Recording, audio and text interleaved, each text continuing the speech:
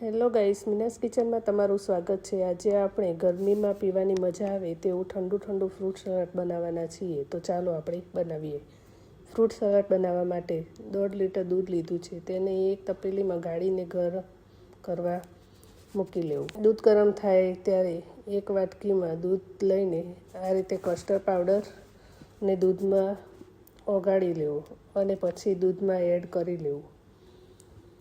તેને સારી રીતે હલાવી લેવું અને પછી દૂધ ઉકળે એટલે તેમાં આપણને જેટલું મીઠું ફાવતું હોય તે પ્રમાણે ખાંડ એડ કરવી અને તેને હલાવીને થોડી વાર સુધી થવા દેવું, જેથી દૂધ થોડું ઘટ થઈ જશે અને પછી કસ્ટર્ડવાળું દૂધ તૈયાર થઈ જાય એટલે તેને ઠંડુ પડવા દેવું અને પછી તેમાં સફરજન, કેળા, ચીકુ, દાડમ આ બધું ફ્રૂટ એડ કરી લેવું અને તેને મિક્સ કરી લેવું।